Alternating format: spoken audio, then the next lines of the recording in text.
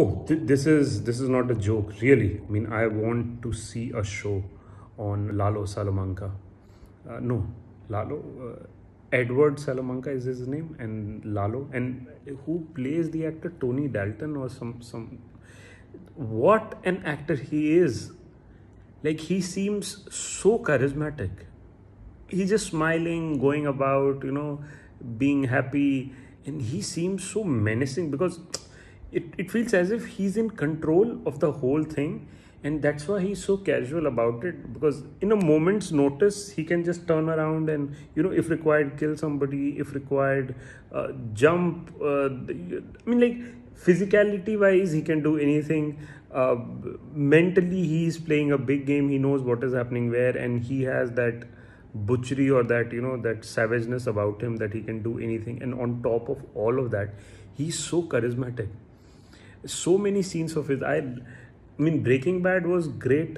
I couldn't complete it. I mean, it was a great show, but I could never watch Breaking Bad.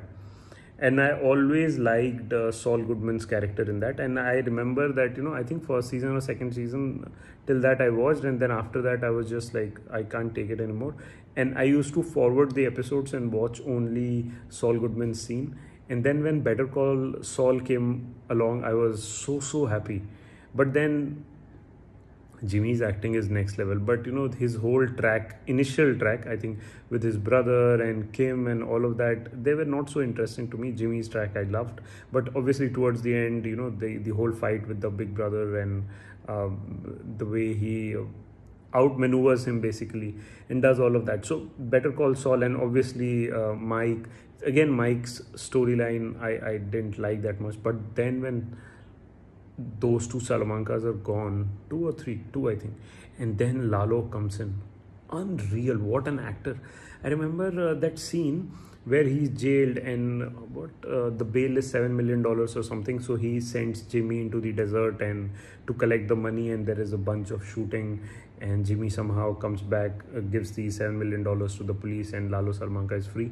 And then he is going towards the border to obviously flee the country.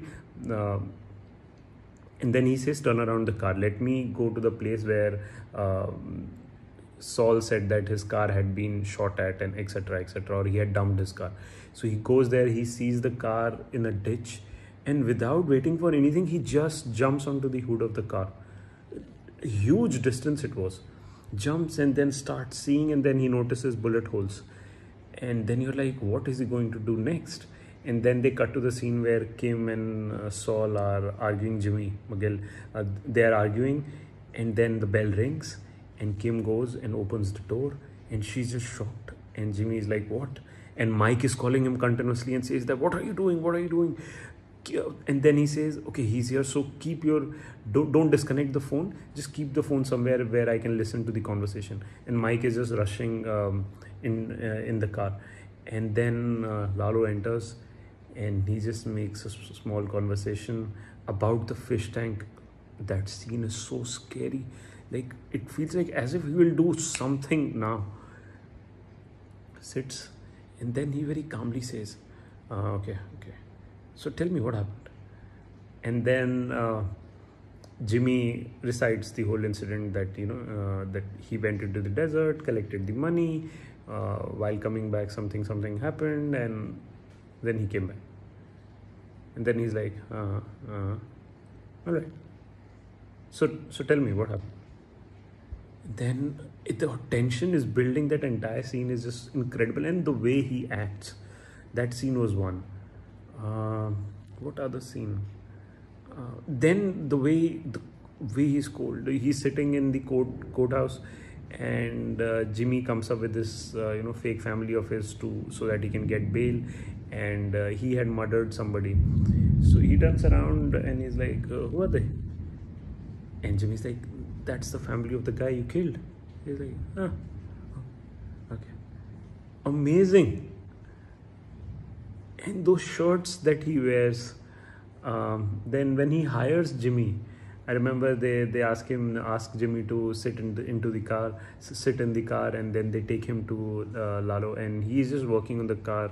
He's working on some, I think he was building a car or doing something like that. He was modifying the engine, I think.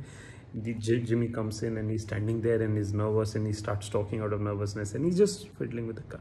He just turns around and is like, no, you're the guy. I'm sure you're the guy. And Jimmy is all the way, trying just to convince him that, no, I can't handle this. I don't know what to do, etc., etc. And he turns around and is like, no, no, you're the guy. You're the guy. And then then he says, so how much for the job? And Jimmy, I think he was about to quote like $1,000 or something, but then he realizes that he can make big bucks. So he says something like $7,945 or something like that. And I think that's what great actors do. Such a simple scene. And just Lalo looks up and says that $7,945, huh? Huh? Why don't we make it 8,000 for all the inconvenience? And he just takes out the money and gives him such a stylish. Actually, you can say all of those things, but there are just two things. So stylish, so charismatic. And his English delivery is literally poetic. It's not, I'm also speaking English, but it's not poetic. It's just it's just words and I'm just sharing what is there in my head. With him, it's like poetry. And I mean, unlike those great speakers like Morgan Freeman or somebody, he's not enunciating every word, but the way he delivers these dialogues is just pitch perfect. Please, somebody pick up or make this campaign so that we get a show on Lalo Salamanca. And we need it. Definitely. That guy is incredible. Alright, I think I've ranted enough. If you like the video, let me know. And let me know, would you like to see a show on Lalo Salamanca or not? It would be incredible. I think that should be the next show in the Breaking Bad universe.